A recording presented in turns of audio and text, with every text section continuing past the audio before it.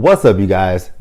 It's your boy JB, and I'm coming to you today with the review for Married to Medicine, Los Angeles, season number 1. This is actually episode number 3. I said episode number 2 last week's number 1, but this is 3, and last week's was actually 2, which I changed it in the description. So this is 3, number 3, and it was titled Jazzy's Dollhouse Brunch. So without further ado, let's get into the video. All right, you guys, so I'm still a little bit riled up from Real Housewives of Atlanta review that I just did, and it'll be up in a few minutes. Oh, God. Well, it should be up by this point that this one is uploading. But I'm trying to come down from it. But with this episode, we start with Dr. Britton. So Britton is having, family time with her kids before her husband and her kids, that is, head out to go back to Florida so that the kids can go back to school. Now, did Britton say she's been in LA for how long? I can't remember how long Britton has been in LA, but you mean to tell me with all the time that she's been in LA, she has not found a home for her family and a school for her kids? I mean, I know, people want to live in certain places in LA, Calabasas, the Hills, where I know like what Baldwin Hills and all that stuff. So I know you want to live in certain areas of LA, and the price of living in LA is completely different from every other places in the US, because I know there are a lot of people who moved to Texas from California when Toyota moved here, and they were talking about how the cost of living here is much more expensive than it is in LA. So I definitely get it. So yeah, like I said, the summer's coming to an end, and her kids and her husband are getting ready to head back to Florida. So, what they need to do is they need to figure out when the whole family is going to be living in LA. And again, Britton is telling us that, the jobs out there in Florida are different from, are scarce as compared to the jobs here in LA. And I guess I do see that, because in LA, you got people doing plastics. There's so many fucking plastic surgeons out there. So, she's in the market for a good job in anesthesia being in California as opposed to Florida. So definitely get it. And then I'm pretty sure probably where she lives at in Florida is probably like tourist attractions and whatnot. So it probably wouldn't be much out there. So definitely get that. So then her and Mac are talking about what kind of house they want. And, Mac doesn't want to settle for just any old house because they have a nice home out there in Florida. So he wants something, I guess, equivalent to that. He don't want to be, kind of touching his neighbors, so to speak. But then he also talks about how he wants to live outside of the city limits, like in Calabasas and the Hills. So now Britton has the task to find a house outside of the city limits, and she's like, well, why can't you tell me that before? Like, I'm sitting here looking for a house inside of Los Angeles. So now that I had this task, we can go forward. We're trying to find something outside of California, outside of Los Angeles.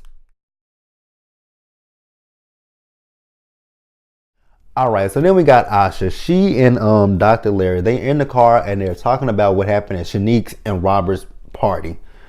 Now, again, I think Asha was putting a little bit too much, as Roxanne says, putting 20 on 10 with the whole, Shanique, Anissa, and Robert thing. I think she was just putting 20 on 10 with that one. Like, you're his wife, so why are you so focused and worried about another woman? Like, I wouldn't give 2 shits, 1 damn, or 3 fucks about her. Like, shit, I'm his wife, you his ex. You're an ex for a reason, so, what am I worried about it for? But they, she and Robert feel some type of way, and I'm like, and I was sitting here thinking to myself, so Robert feels some type of way, so was Robert still messing with her before they got married or something like that? Like, I was confused. Why are you so in your feelings? But whatever. So then we see them, they go to see an OBGYN. And, the OBGYN, she's just telling them, all the statistics for a woman of her age trying to conceive. She tells them that they need to have sex on a regular, unprotected sex. And Dr. Larry, he's cool with that. But again, I'm like, I don't think scratch that. It ain't no, I don't think Dr. Larry don't want no kids. Nigga, I know Dr. Larry don't want no fucking kids.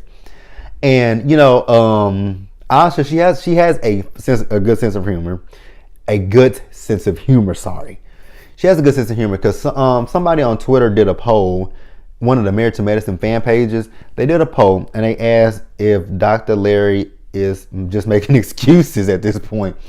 And I put on the poll, yes. And the poll across the board says 100% with no and 0%. And then I tweeted to it. I'm like, and I said, he said, is he lying? Making an excuse for not want to have a baby. I said, like a motherfucker.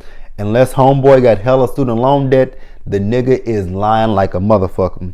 So, she quote retweeted me, and she did true with the the laughing emoji where it's crying. So I'm glad that Asha has a sense of humor, because I was just being funny with her, but it actually it is the truth. Like, unless Dr. Larry has student loans out the asshole, he's lying like a motherfucker. He don't want no kids. Like, he is a doctor. I know doctors are not, quote unquote rich, but they make hella good fucking money. So even if he was in student loan debt and you guys own your own home, motherfucker, he can still afford that shit. He can afford a baby. And then I just saw on Twitter where Asha is going to be a series regular on Star, which he's playing Keke Palmer's aunt. I don't watch Star, so I don't know nothing about Star. So I couldn't tell you what character Keke Palmer plays on Star. I can't tell you nothing about Star. I have never once watched Star, and I don't watch Empire either. I stopped watching Empire season 2. I don't even know what season Empire is on currently. So we're just gonna, but good luck, congratulations to Asha on that one. Congrats. All right, so then we see Shanique and Robert. God damn, Robert is short as fuck. I mean, I knew that he was short, but when you see him and her walking, she's here, and he is right here. And I'm like, damn, he must, never mind, I'm not even gonna say that, but damn, he is a little short nigga. Short as fuck. So, they still talk, so they're talking about the party. And, Dr. Anissa being there.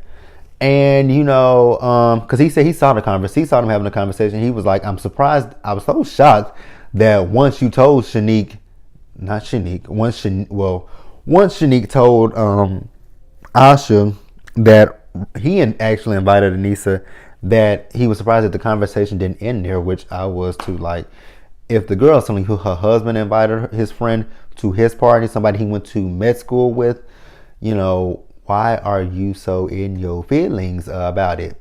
Like, I kind of had to agree with, Shanique, that Asha might be a little bit insecure, because there's no way in hell I'm gonna be sitting here worried about what my husband's ex from 6 years ago is at this party.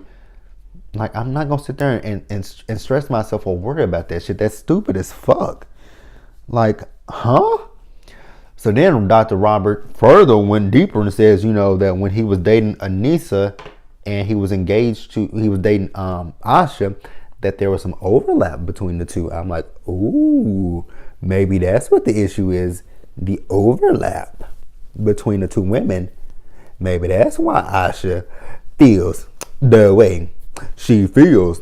Oh, overlap, overlap, overlap, overlap, overlap. Yeah, she overlapping in this bitch. Overlap. I'm gonna move on. I'm so goofy. Okay, so Dr. Noel. Dr. Noel's gonna be like Dr. Jackie from Atlanta, because when it comes to because I've noticed in my reviews last season about Dr. Jackie, my segments with Dr. Jackie was short as hell, and the same it's gonna look like it's gonna be about the same with Dr. Noel, short as hell. Like, I think Dr. Jackie and Dr. Noel are just gonna be the doctors that just give us the medical stuff. Although Dr. Noel didn't really give us anything medical in this episode.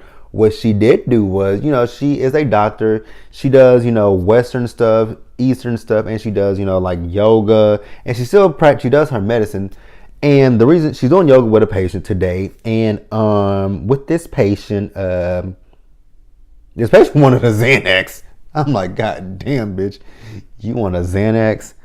So the reason why she's doing yoga is because when her daughter was 2 years old, she realized that she suffered from anxiety. So, she just started doing, different kind of things. She's a yoga instructor. She does her modern medicine and XYZ. She's not your typical family doctor, which that's cool. I need to find a family doctor here in Dallas. I really do. But I don't know what area I want to drive to go. Moving on.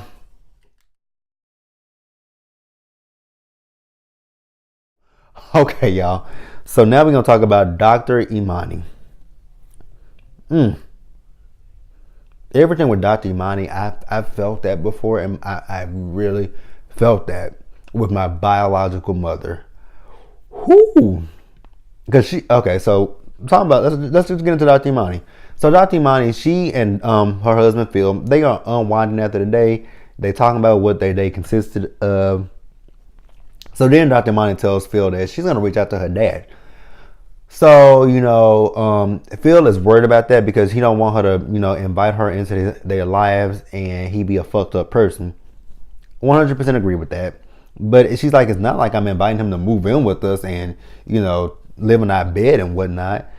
So then she texts her dad and she was like, hey, Dad, I know that I'm busy with work and you're busy with work, but I just want to get together sometime and, just, talk to each other and spend some time with each other.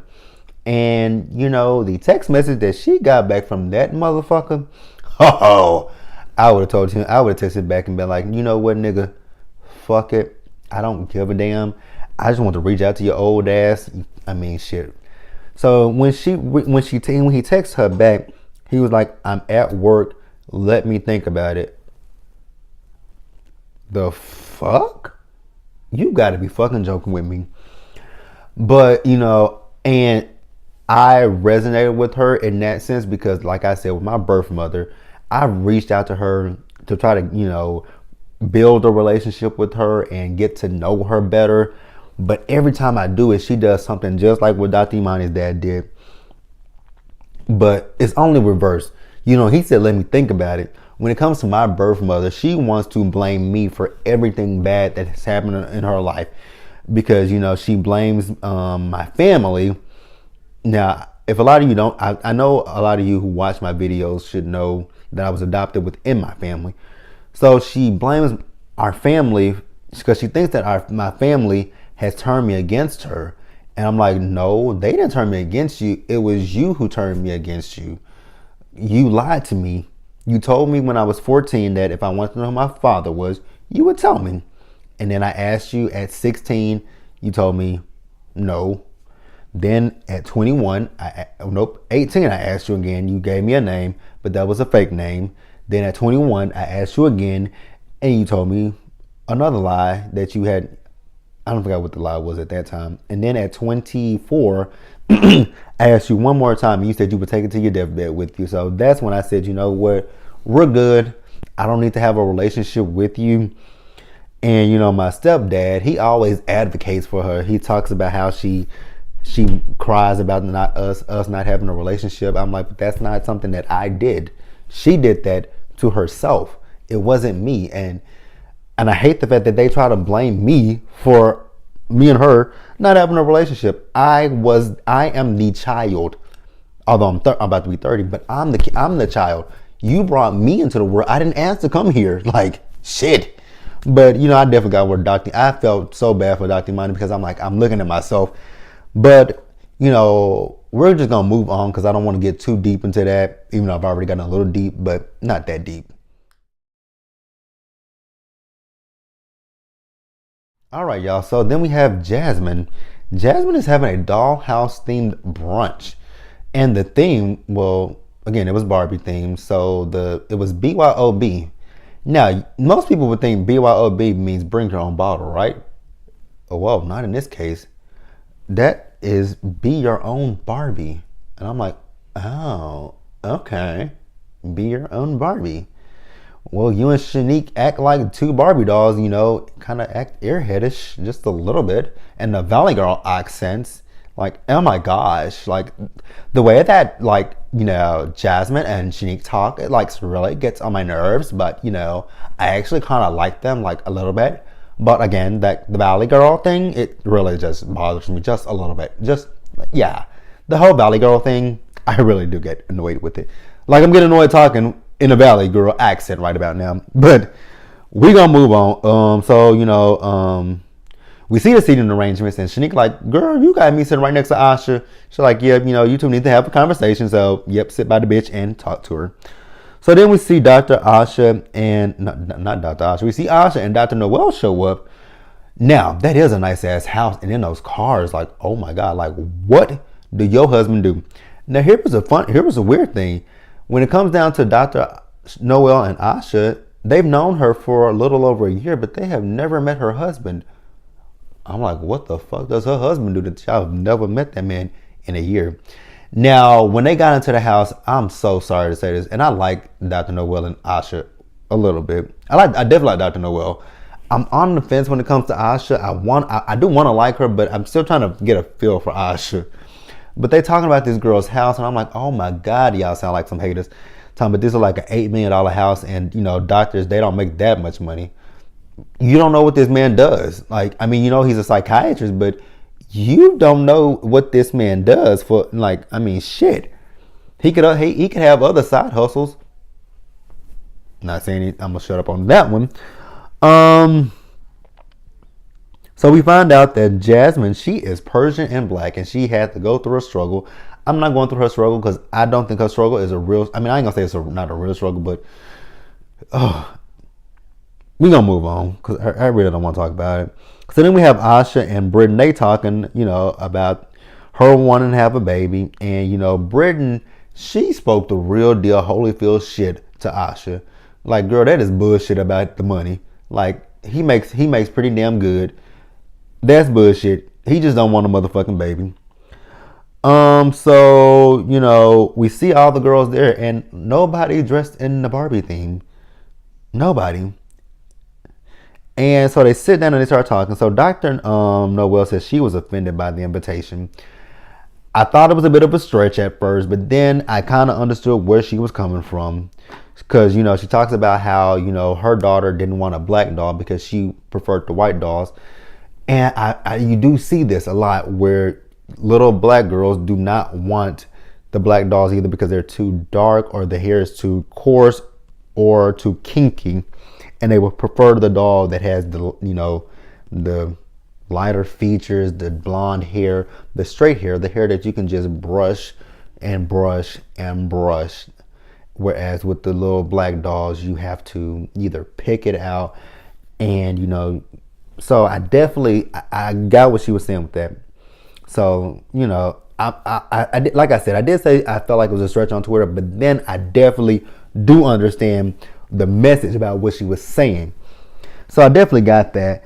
And Dr. Britton, she was like, it was a complete opposite for me and my family because when my mom bought us dolls, she bought dolls that was a depiction of my family, and everybody in my family was brown. So, her mom just bought the depiction of what was in the family.